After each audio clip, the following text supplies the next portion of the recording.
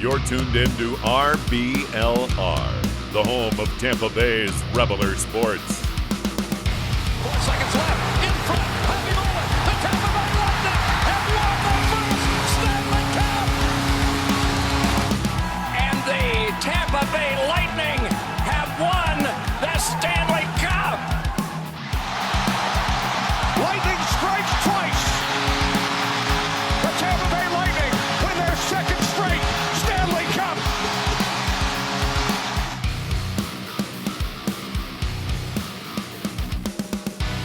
Hello everybody and welcome to RBLR Lightning. As always, my name is Jake. Alongside me is my good friend and line mate, Matt. Matt, unfortunately, we have a rough one to talk about today, but with the highs come the lows, and we have to talk about it because, it's not over yet though. So how you doing today, Matt? Well, your sigh said it all for me. No, I'm not quite worried just yet, but we do want to get in here, kind of point out some where things fell off, and why not to worry, and what to look forward to, what to expect the next 2 games. I'm giving you the Charles Barkley guarantee right now for the next 2 games. So I guess we'll hop into it. But again, no need to worry just quite yet.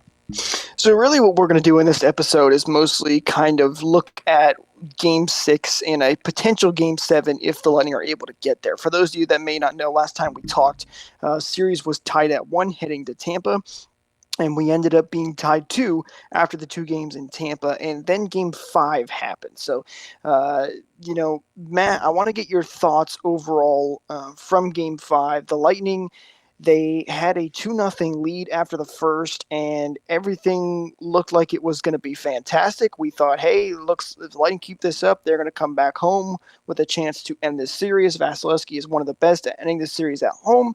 Everything was great. Everybody was dancing around, all happy faces. And then the second and third periods happened, and Toronto slowly but surely came back in the game. They got the crowd back into it, and they took full advantage and were able to ultimately take the lead and win that game by a final score of 4-3. And now the Lightning are facing elimination heading into Game 6. Dude, I mean, you might not share the same sentiment with me, but I think all of Game 5, they did the right things. I don't think they played such a bad game as they did in like Game 1 or Game 3, where it was just, utter domination by the Leafs on the Lightning. I think this was a game that just kind of slipped away from them. It was, again, they did the right things everywhere, where it was needed, and they've had difficulty throughout the course of the season of really shutting it down. We've seen a couple of leads get blown. It's nothing that really makes you go crazy. Nothing like Toronto blowing leads. So, but again, it just, you got to tighten things up. They're not the same team last year and the year before where they could get a lead early and shut it down for the rest of the game. Park the bus. It's not alarming, but it's a little bit, red flag raising. That they just can't shut it down. And I get it. It's nearly impossible to do when you have, Austin Matthews and Mitch Marner always, finding chances and, cramming pucks down your throat. It's nearly impossible. But again, I think for the most part, they did everything right. And again, it just kind of slipped away from them. Bad penalties kind of killed them. And, it's another game in the books, and they're not going to dwell on it. Again, there's not a whole lot to be learned from this game other than know who you're on a line with, and change when you should. That's really the biggest takeaways I have from that game. Well, I wish they had the Lightning's locker room mentality here and just not dwelling on it, because that's all I've been doing for the past 24 hours is dwelling on this game. You were mentioning that you thought they mostly did everything right, but the game kind of just slipped away, and I think they did everything right in the first 20 minutes, and I think that's what makes it so frustrating for Bolts fans, right, is how do you see this amazing 20 minutes, they dominate the game, and then just it seems like a flip of the switch, and everything falls apart. And for me, and you guys know this, talking in our little chat while the game was going on, as soon as Lightning took that too many men in the ice penalty, which I'll get to in a second, I have a nice rant about that. But And I said, I'm like, they're in trouble. Toronto is starting to build momentum here. You've got to be careful. You've got to keep your foot on the gas. Toronto ends up scoring on that power play. They've got the crowd back into it. End of the second period, it's still 2-1, but I could tell they had built momentum. The crowd was into it. They were getting lots of good opportunities. The only reason that game wasn't tied after 2 periods was because of Andre Vasilevsky and all the top-notch saves that he made once again. And then third period, you're sitting there and saying, okay, come out strong like you did in the first, everything will be fine, we'll be good to go. But they didn't. They came out flat. Toronto continued their momentum they had. The crowd was going crazy. They scored one. Crowd's going even crazier. They pushed with it, and then they get one just a minute later. And it was all downhill from there. I mean, you cannot let these teams back into the game in the Stanley Cup playoffs. And what ultimately started that whole downfall to me was the too many men on the ice call. That is one of the worst penalties you can take at the NHL level. I mean, it is basic stuff. Like, they talk about good penalties to take and bad penalties to take. Like if there's a guy in a breakaway, sometimes you gotta give him a slash or hook him a little bit or something like that. Right, exactly. Too many men, it's a terrible penalty. It is so avoidable. There is no reason it should be happening. And listen, sometimes it happens. Something slips. One guy makes a mistake. I get it. But Matt, they have not had one and not two, but three too many men on the ice calls in this series. You cannot do that, period. And they've done it 3 times in this series. I said it. I don't remember if I texted somebody or if I tweeted it earlier, but they're trying to give this series away when they take penalties like that. And it is a major issue. And that's what I think most Bulls fans are worried about. It's like, listen, even if they win game 6, that they haven't shown that they can play a full 60 back-to-back. And how do I trust this team going into these next 2 games? And Matt, I'll give you the question to you. How would you respond to that? If you're a Bolts fan sitting here wondering, how can I trust this team for the next 2 games? What do you think? Well, the cards are in our favor. We're heading back home, and everybody, no matter who you're a fan of, everybody knows the stats of this team and Andre Vasilevsky after a loss. I will pretty much guarantee you that we're going to win Game 6. We're going to force a Game 7. But as far as trusting the team to finish it off in Game 7, that's where the question marks really start to spring up. Everybody knows that, it's a Game 7. Both teams are going to be fighting for their lives. And I know I'm kind of getting ahead of myself here, but again, I'm 100% confident we can win Game 6. 100%, not 99, 100. It's Game 7 where I really start to have these questions. It's going to be in Toronto. That building is rocking. It's a matter of just, can they... have we said this before? Can they play a full 60 minutes? Can they not It's just been our motto, basically, this whole season. Can they, stay out of the box? Like, we owned them in Game 5, 5-on-5. We owned them 5-on-5. And it's not a secret. It's not like, I'm reading the crystal ball telling you that. It was very, very apparent. Toronto did score 5-on-5 a couple of times, but again, you don't get those chances if you don't build momentum. You don't get the momentum if you don't, have a good power play. I think the penalty kill for the Lightning, it looked, rather well throughout the entire game. Unfortunately, came up short, a couple of times. But again, just can they finish it out? Can they win a Game 7 against Toronto? How they won Game 7 against the Islanders. I know you're asking a lot against a completely different team, a team that plays a absolutely different style of play from the Islanders of last year, where they're just a metapod, harden, against Toronto, where, you've got 3 skaters flying south, with the puck, and you're caught up ice. It's going to be extremely, extremely difficult, but if they can win a low-scoring game in that style of fashion, it doesn't have to be a 1-0 shutout or anything like that, but just don't play to Toronto's strengths. If you can play your own style of game and make them stoop to your level, play your game, that's where they will be successful. Yeah, and like you said, we all know the stats. The Lightning are 16-0 after a loss. Andre Vasilevsky has like a .13 goals against average, I think is what it is. It's something ridiculous. Lightning are so good at mentally resetting and winning those games after a loss, and it's at home. In at Amalie Arena, the crowd will be there, rocking, ready to go.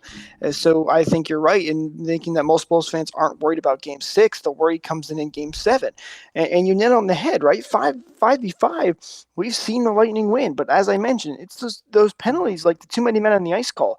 You cannot, even if you're up 3-0, 2-0, like they were in Game 5, you're giving them momentum back. You are daring them to score a goal and start the comeback. And that's exactly what happened in Game 5. I think, again, in the first period, they showed that they could win that Game 5, that they could have won it. But they fell apart in the last 40, and they have to play a full 60 minutes. I know it feels like we're beating a dead horse, but, I mean, that's the truth. That's what it really is. So here, let me ask you this, Matt. Would you make any lineup changes heading into game number 6? I'm really hard pressed. I mean, I'd like to see Ruda back in, but I think Bogosian has played well the last couple of games. I didn't think he was very effective. What did he start? He didn't play game 1, did he? But he hasn't played for a while. He's played better. If you're gonna take anybody out, it is gonna be Bogosian. I'd like to see Ruda in, but honestly, I say no. I think that this team, they know how to win. They can do it with with either Bogosian, Ruda, or Foot in. It's really not that much of a question.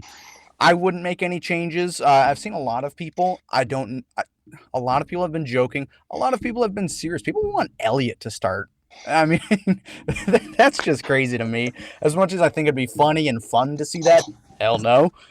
So no, I wouldn't make any lineup changes for Game 6. That they know how to do it, and especially Game 7, it just kind of comes down to, can they do it? Will they do it? You guys can't see, but I was heavily face palming during that Bench Vasilevsky comment. The man is 16-0 and has a 1.3 whatever it is goals against average after a loss. You'd have to be. I'm not even gonna talk about it. It's so ridiculous. But yeah, the other one I've heard, Matt, is a lot of people are frustrated with Sergachev and his play recently, and wondering, do you take Sergachev out of the lineup? I guarantee you, Cooper is not going to make any changes. He's going to leave that lineup as it is. That's just the way Cooper is. He's got confidence in this group, which rightfully so. But a lot of people have been talking about Sergachev and maybe thinking he should sit for a game because he has struggled a lot. He's been making a lot of mistakes. He's not been himself, which is kind of interesting. What about your thoughts on Sergachev, Matt? He's been the weakest link on the entire team this first round series. He has been the weakest link, and he's showed up. He's had a couple of really nice assists. But right now we're asking for defense. We know that the offense is there, and he's just made some boneheaded plays, and I'm not normally overcritical of defensive errors because I'm not going to do any better. Who am I to really say that? But he has made some plays where it's like, holy hell, the guy who looks like a giraffe on skates, like I could make a better play than that. Of course, I'm being facetious saying that. But he's just making certain plays where he's just not thinking or, just trying to be fancy, which is what we do not need. If, they're with a healthy lineup, we're not going to be able to do this. But let's say if a forward did go out, let's say Pat Maroon, for example, if he were injured, I'd like to say, go 11-7, and I'd say have Sergachev as that 7th D. You're going to pair him up and, very, very limited minutes and have the full right side and have Sergachev only play maybe 10-ish 12-ish minutes per the game. But of course that's not going to happen. It's not what anybody wants, especially himself, especially John Cooper, especially the entire team. We know Sergachev's a well-liked guy on the team. It's not going to happen, but again, it's really hard to just look past some of those errors and do nothing about it. Credit to John Cooper. I mean, he sticks with Sergachev no matter what he does. If he makes the dumbest play on earth, he'll be back out there for his next shift like nothing happened. So it might just be, in Sergachev's head. I don't think he's really, or at least before last night, he was really, battling anything. He is quite the warrior. I mean, he's a tough SOB, but he did end up taking a nasty hit from Austin Matthews, which I don't think there's enough fanfare about right now. I think that was kind of a dirty play. Not suspension worthy, but maybe a penalty would have been nice. But again, as far as Sergachev's play, he's got a lot to improve on, and the team's not going to do anything with him playing like that. Yeah, there's been a lot of conversation about that hit where it did. There people have been floating around screenshots where you can see Austin Matthews, or he does leave his feet. When I first saw it, I didn't think anything of it. I just thought it was kind of an unfortunate situation where Sergachev got shaken up. Luckily, he is okay, and that is the most important thing, obviously. But I thought player safety would maybe take a look at it, but they didn't. I haven't heard anything about it. So, but listen, at the end of the day, you have to move on. You have to overcome, those kind of non-calls that you think should be called because the Lightning beat themselves, and that's the bottom line. Every fan base is going to complain about officials when you lose. It's the go-to thing, right? But This game was not like ruled by the officials. If I'm gonna pick a game that had the worst officiating, it was our 7-3 win over Toronto. I think that game was abhorrently ref. I think that was terrible. Again, I'm not normally one to blame the refs, especially when we win by a 4-goal spread there. I'm not going to complain a whole hell of a lot, but I've seen a lot of Lightning fans complaining about the refs in Game 5, and no, that's not it. The Lightning beat themselves with stupid penalties and stupid errors. The refs are not the one to blame on this one. The refs know how to count to 6, and you cannot let them do that because that is too many men on the ice. Do not take that penalty. That I'm gonna lose it if they do that in Game 6 or 7. But again, it's Game 6. It's a must-win game at this point, and we're going to see what this team is truly made of. One thing I think that we need to talk about here too, Matt, is that a lot of people are bringing up, well, it's the Leafs. The Leafs always choke. This is who they are. It's not. You can't count on that. And John Cooper even said that in his press conference, right? This is a different Leafs team. They are a very good Leafs team. They've shown that in this series. It is all on the Lightning. If they don't play their game, they don't play for a full 60, the Leafs will beat them, and they will move on to the second round. I think it's that plain and simple when it comes to that. Yeah, I'm not banking on it. I'm not expecting it, but I mean, history tends to repeat itself, if I may. I again, like I said before we started recording, everything's falling into place. My plan is coming together. The Leafs, they are. They choked away a 3-1 lead. Again, I'm not banking on it, but I just think, it'd be quite poetic if it happened again. It would be very poetic, and it'd be music to my ears. Yes, but the odds of it happening are slim, but they're not none. I mean, obviously they have they're currently the favorites. They have the series lead. We're on the chopping block right now, but again, it's not impossible, and we know this team can do it. Like we were saying, we know they can do it. It's just if they want to do it, and they just have to show up for about 120 minutes at the very least. Right. And you mentioned this, Matt, earlier before we started recording, Matt. It doesn't matter how you win either of these games, right? Like, it doesn't matter if you get a 10-0 win in Game 6. If you do, that's great. That's fantastic. You survive Game 6. But then when you get to Game 7, everything resets. Like you said, the building's going to be rocking in Toronto when you get there, right? You've got to play another full 60 minutes again, 120 minutes. That's what the Lightning have to do in order to win. They've shown they are the better team. They've shown that most of the time they're beating themselves. They can, and that's all there is to it. I mean, really. So, it's going to be interesting to see how all these things play out. But Lightning are against the wall. This is it. This is we're going to see what they're truly made of. And one thing we should bring up too before we get close to wrapping it up here. Listen, if the next time we talk, the Lightning have been eliminated from the Stanley Cup playoffs. I know it's going to be frustrating. It's going to suck, but at the end of the day, the Lightning have won back-to-back Stanley Cups. It is one of the hardest things to do in the cap era to do a three-peat, and it's nothing to be ashamed of. It would be still a great season overall, and just remember that if things go the wrong way, that you can hold your 2 Stanley Cups next to you as you go to sleep that night. Yeah, I mean, this team, they've experienced the worst. I mean, I always hate to reference it, but it's very important in the story of the Tampa Bay Lightning. But the 19 sweep, It's important, and that is literally the worst that this franchise has ever been. And if we, again, I hate kind of speaking this to existence, but if we do happen to lose to the Leafs, we do happen to be the team that the Leafs finally eclipsed the first round against. It's not anything to really be ashamed of. The Leafs are a damn good team. They've been a top team in the league for the last 3 or 4 years. It is only a matter of time. We know that the Lightning can do it. We know that the Leafs can do it. If the Leafs get past the first round, I honestly could see them going for a cup, if everything goes right. It's really, really not very far-fetched. It's nothing to be embarrassed about. Again, we've seen this team at their worst. I don't think the team would take it very, very personally. Again, they've been through hell and back.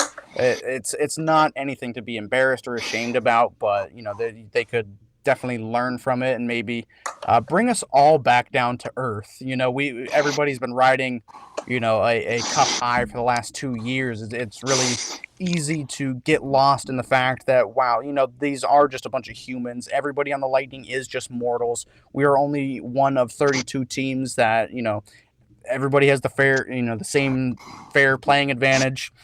We are no different from any of these other teams. As much as I want to say and think that they are a super team, they're not. And again, it's nothing to be ashamed of at all. And we're going to save that talk, though, for when we're eliminated. Because next time we talk, Matt, we are going to be going to the second round of the Stanley Cup playoffs. It is not over till it's over, yeah, right? I'm going to correct you. You said we're going to save that till we're eliminated. That's not going to happen. We're going to three-peat. So right, exactly. We're never going to talk about Jake. that again. But don't worry, guys. If you do need to cheer up for any reason when your favorite sports teams are having a tough time, don't forget you can go to RBLR.com and check out our awesome T-shirts that we have on there. You can even use the code BOLTS, BOLTS, at checkout and get 10% off your order. So make sure you go over there, check out some of the awesome T-shirts we had. We just recently had a giveaway too, where we gave away one of those shirts. So make sure you're following us on Twitter at RBLR Sports so you don't miss any future giveaways like that. Again, that's shop.rblrsports.com. Go check it out. Use code BOLTS for 10% off your order. All right, Matt, the way I want to wrap up this show, this is for everybody listening. First of all, we appreciate you if you're listening this long deep into the podcast, but if you're listening at all after Game 5. Yeah, right, exactly. Shout out to you. You're a diehard I do fan. a media abstinence after like a bad loss like that. I'm out. But if you are listening to this, holy hell, credit to you. It's funny you mentioned that. Every time Steve Dangle has to do a video where his team loses a bad game, he always usually starts it off with, "Oh, look, all the people that only watch my videos when we lose are back." And I'm like, you know what? That's kind of me because I can't watch those videos when we lose. So, yeah, shout out to you if you are here after that tough Game 5. But the way I think we're going to end this is just kind of recap the whole thing. I will give you my reasons, and then I'm going to ask you, Matt, for your reasons. So first, let's start off 3 reasons why the Lightning will not win Game 6 or 7. How are they going to beat themselves? We're going to start with that one because we're going to end on a positive note. Eureka's back there, the man behind the scenes is giving me the thumbs down, so I had to make sure. We're going to end it on a positive note. Don't you worry. But, Matt, let's start with this. So we're starting with the negatives? Starting with the negatives. 3 reasons why the Lightning will not defeat the Leafs in Game 6 or 7. Okay, well, obviously the elephant in the room is dumb penalties. It's going to be if they can decide to play with poise, play with passion, and just not get sucked into, A, stupid penalties or B, unnecessary penalties if you want to jumble them together. As far as a second point might be is just not playing to your strengths. Again, this team is they play well physically. I think they're trying to if I'm going to quote, what's his name, Tyson Nash, and say, skill it up.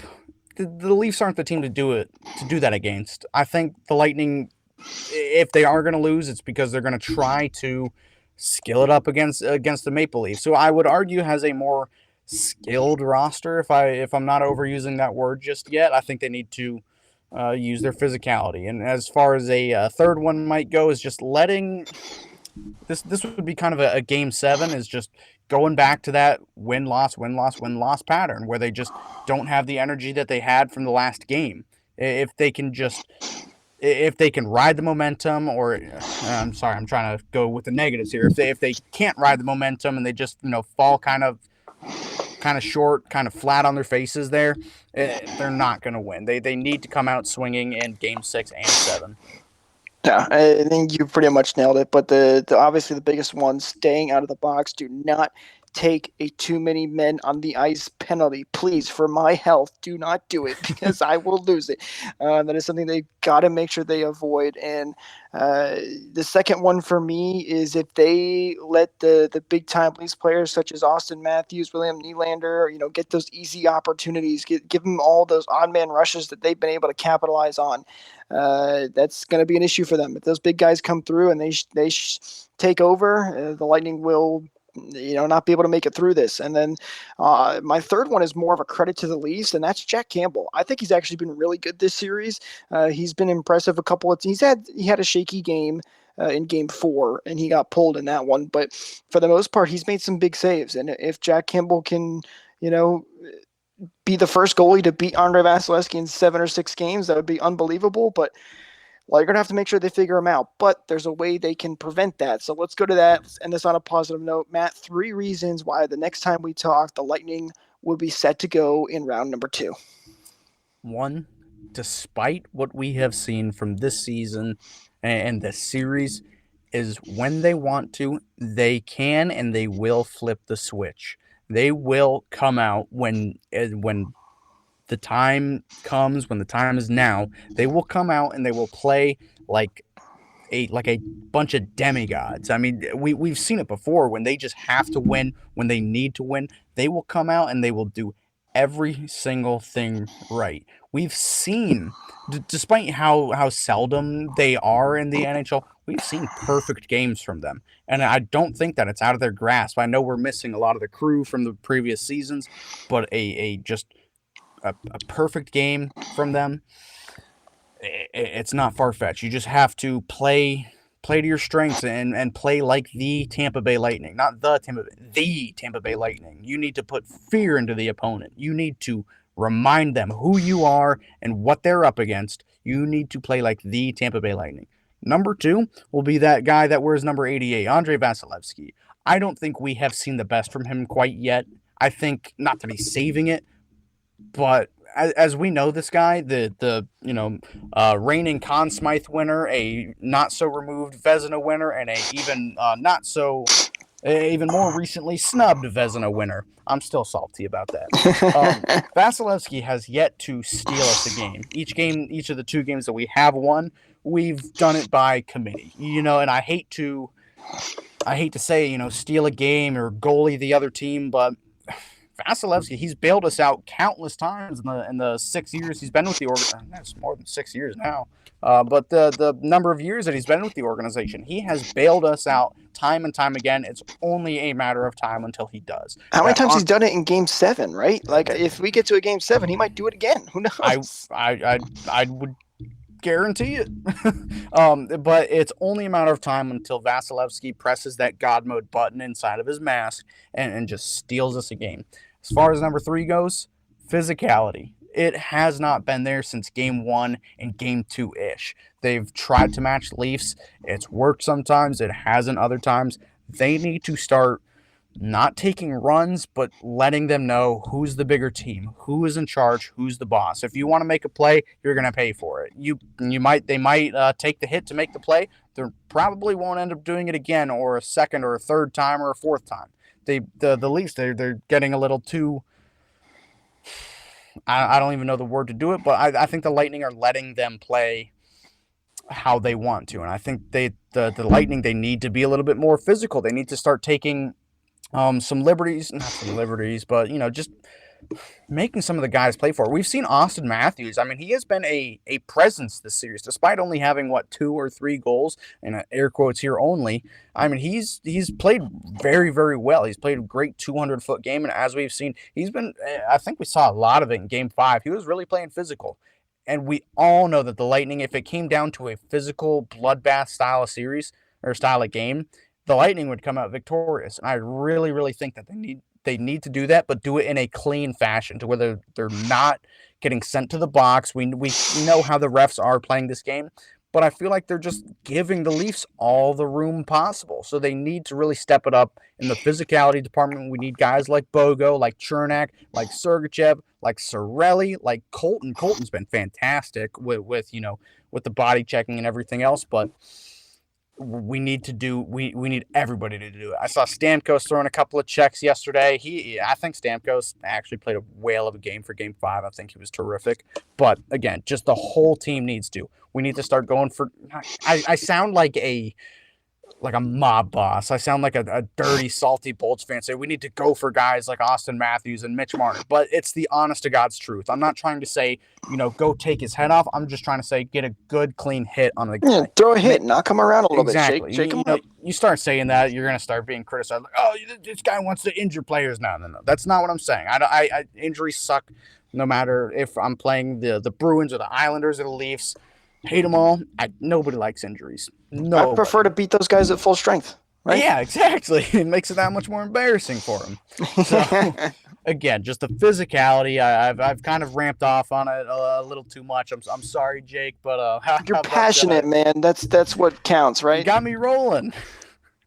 All right, for me though, I agree with a lot of your points, Matt. But to shake a couple of different ones out there, when we saw Game 4 for the Lightning, everybody was getting involved, right? I feel like in a lot of these games, it's either been the top guys scoring or the bottom guys scoring. We need everybody involved like they were in Game 4. Stamkos, Corey Perry, Ross the Boss Colton, who's been excellent this series, Pat Maroon, Bellemare getting involved. All those guys, if they can play their best games, get on that score sheet, they can dominate, especially 5v5. That is going to be a huge key for them.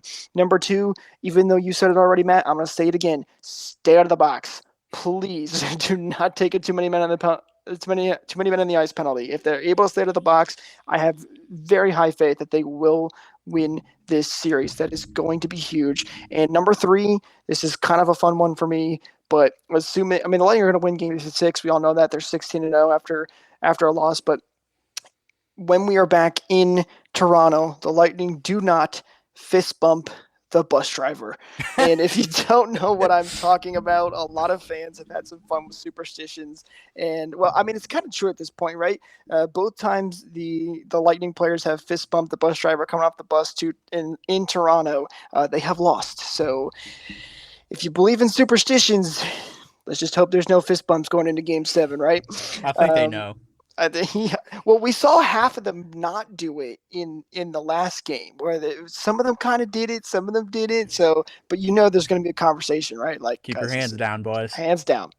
Someone better tell that bus driver.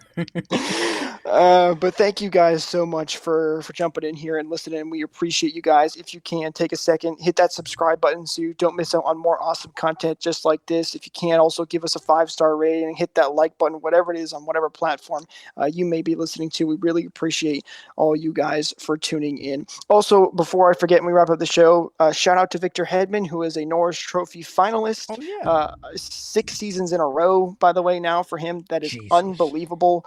He is one of the consistently the best defensemen in the NHL. I don't think he's going to win it this year because Cale Makar and Roman Josi have been unbelievable. But shout out to Victor Hedman for another nomination there. Big accomplishment. Matt, I'll let you wrap it up. I'm going to piggyback off of your last statement right there. I think it's funny. I saw somebody say something like it. It's like Connor McDavid and the Hart Trophy. It's like he doesn't even get nominated anymore just because of it's kind of obvious at this point. It's like, oh, Victor Hedman's nominated for the Norris again, no surprise there. Connor McDavid, he's obviously he's going to be the winner of the Hart Trophy, but let's switch it up a little bit. We're getting a little blue. No, that's all I got for this series. I guess we will see you guys when we are starting round number 2, I would hope. I'm not going to get a little overzealous here. It seems like the team does better when I'm rather negative about it. So screw this team. We're going to lose. No, thank you guys again for listening to RBLR Lightning. I am Matt. That was Jake. We done? Go Bolts. Go Bolts, baby. Thank you for tuning into this presentation by RBLR Sports. On your way out of the stadium, please remember to like and subscribe.